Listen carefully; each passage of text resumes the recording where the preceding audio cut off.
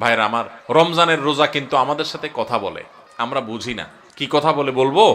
ভাইরা আমার, রমজানের রোজা আমাদেরকে বার্তা দেয়, মেসেজ দেয়। কি মেসেজ দেয়, কি বার্তা দেয়? রমজানের রোজা বলে যে দেখো, তুমি আমাকে ধারণ করে অর্থাৎ রোজা রেখে সিয়াম পালন করে তুমি খাও না, পান করো না, যৌনাচার করো না। কেন করো না? আল্লাহর ভয়ে। সম বা সিয়াম বা রোজা এটা আমাদেরকে বিরত থাকা শিখায়। কিভাবে বিরত থাকা শিখায়? আপনি রোজা রাখছেন, খুব ক্ষুধা লাগছে, খানাও আছে। রোজা রাখছেন, খুব পিপাসা লাগছে, আবার খানাও আছে, পানিও আছে সামনে, মানুষ খায়। তখন এই যে ক্ষুধাও আছে, আবার সামনে খাবারও আছে, কিন্তু সে খাচ্ছে না, তাহলে সে কি করলো? বিরত থাকলো। আচ্ছা আপনারা বলেন, রমজান মাসে আমরা যে খাই না বা পান করি না রোজা রেখে, আমাদের বাসা যে খাবার থাকে হালাল খাবার, কোনো চোরাই টাকা দিয়ে কিনা না, রতের কামাই করা, পরিশ্রম করে উপার্জন করে আপনি কামাই করছেন, সে কামাই করা টাকার খাবার আপনার ঘরে আছে, আপনি এক বোতল পানি দোকান থেকে কিনে আনছেন, সম্পূর্ণ হালাল। কিন্তু এই হালাল খানাটা পর্যন্ত রমজান মাসে দিনের বেলায় খাওয়া যাবে কি যাবে না? রোজা রেখে এই হালাল খানাটাও খাওয়া।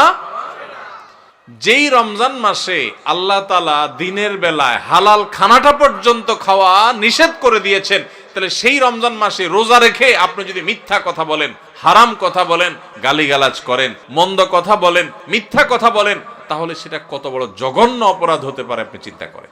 যে রমজান মাসে দিনের বেলায় হালাল খানা পর্যন্ত আল্লাহ তাআলা সেখান থেকে বিরত থাকতে বলছেন, তাহলে হারামগুলো থেকে বিরত থাকার গুরুত্ব কত বেশি। রমজানের রোজা আমাদেরকে বলে, দেখো তুমি যখন ক্ষুধার্ত থাকো রোজা রেখে, তোমার সামনে খাবার থাকে তবুও তুমি খাও না, তোমার যখন পিপাসা লাগে তোমার সামনে পানি আছে তারপরও তুমি খাও না। এমনকি মানুষের সামনেও মানুষ রোজা রেখে খায় না, আবার মানুষের চোখের আড়াল হলেও রোজা রেখে কেউ চুরি করে খায়।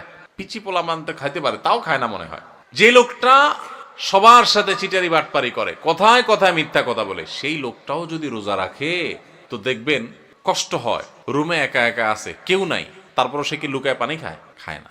কেন খায় না? কারণ যেই আল্লাহর জন্য রোজা রাখছে, এই রুমে কেউ না দেখলে কি হবে? সে আল্লাহ দেখেন, তার ভয়ে সে কিন্তু কিছু খায়।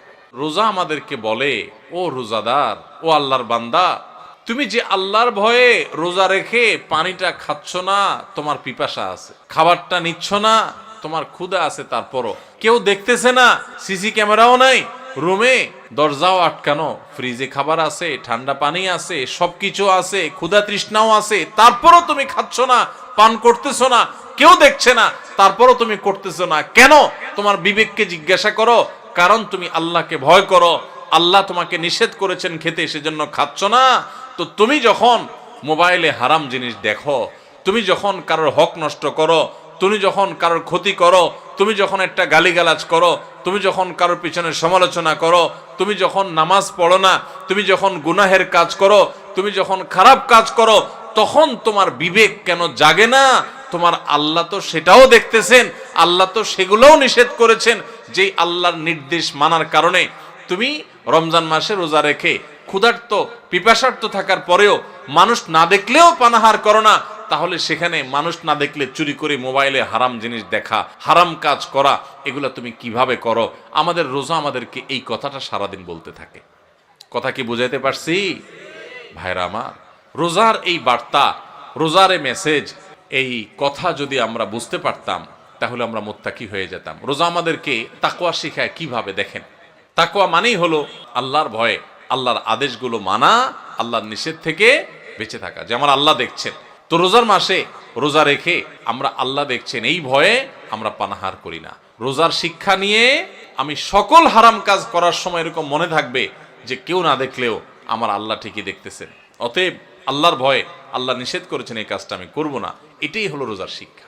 ভাইরা আমার, রোজার এই শিক্ষা যদি আমরা গ্রহণ করতে পারি, আমরা যদি মুত্তাকি হইতে পারি, তাহলে রোজা সার্থক।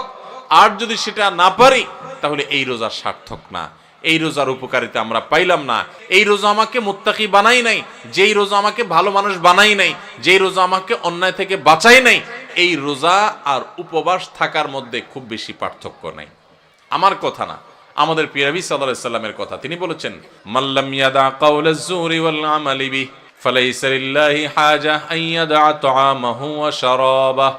যে ব্যক্তি রোজা রেখে মিথ্যা কথা ছাড়লো না, মিথ্যা কাজ ছাড়লো না, 2 নম্বরই ছাড়লো না, চিটারি বাটপারি ছাড়লো না, এই ব্যক্তি উপোস থাকায় আল্লাহর কোনো ঠেকা পড়ে নাই। তার মানে তার রোজা থাকা উপবাস থাকার মতো। এই জন্য ভাইরা, রোজা রেখে সমস্ত অন্যায় কাজ ছাড়বো তো ইনশাআল্লাহ।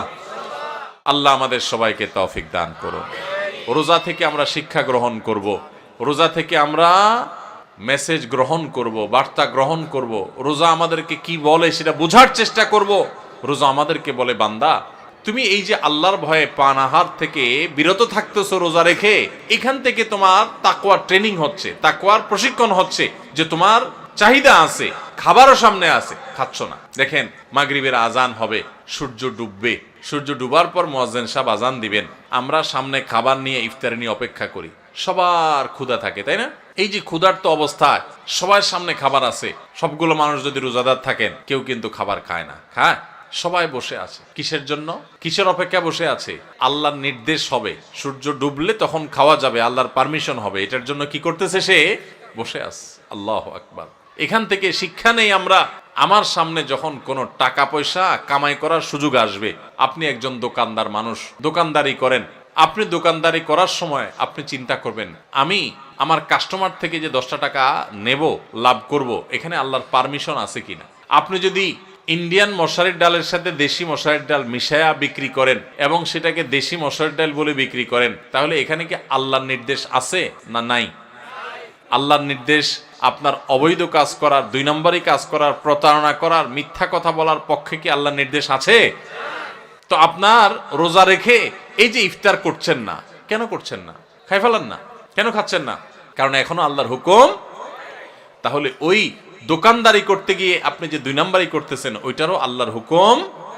আপনি এক জায়গা আল্লাহর হুকুম মানতেছেন, আর জায়গা মানতেছেন না, তাহলে বোঝা গেল আপনি খাঁটি মুসলমান হইতে পারেন নাই। যেই রোজাদার রোজা রাখার পর এই জিনিসটা শিখতে পারছে যে হাইরে, রোজা তো আমাকে বলে যে তুমি আমাকে রাখার পর যেভাবে আল্লাহকে ভয় করতেছো, এখান থেকে ট্রেনিং নিয়ে তুমি সারা বছর সব ক্ষেত্রে আল্লাহকে ভয় করে চলবা। আল্লাহ আমার জন্য হারাম করছেন, আমার কষ্ট হবে, আমার টাকার দরকার, আমার অনেক অভাব আছে, তারপর আমি 2 নম্বর পথে কামাই করব না। আমার অনেক জেদ হয়েছে, আমার অনেক গোসা হয়েছে, তারপর মুখ দিয়ে একটা খারাপ কথা বলবো না। আমার গায়ে অনেক জোর আছে, অনেক বাহুতে ক্ষমতা আছে, তারপরে একজনের প্রতি জুলুম করব না।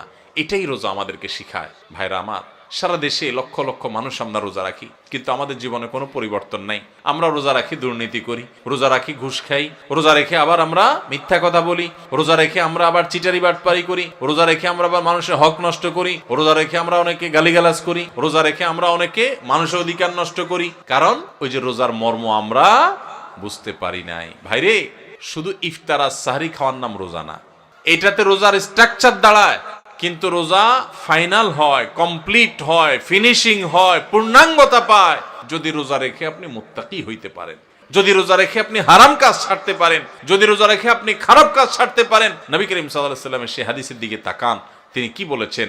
মাল্লাম ইয়াদা কাওলা যুরি ওয়াল আমাল বি, যে ব্যক্তি মূর্খতা সুলভ কাজ ছাড়লো না, মিথ্যা কথা ছাড়লো না, মিথ্যা কাজ ছাড়লো না, গুনাহ এবং পাপাচার এগুলা ছাড়তে পারলো না, ওই ব্যক্তির রোজা রাখা আর উপোস থাকা সমান। তার উপোস থাকায় আল্লাহর কোনো ঠেকা পড়ে নাই।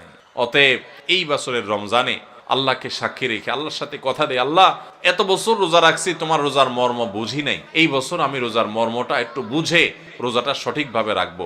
চেষ্টা করা যাবে না ইনশাআল্লাহ? আসুন্নাহ ফাউন্ডেশন, উম্মার স্বার্থে সুন্নাহর সাথে।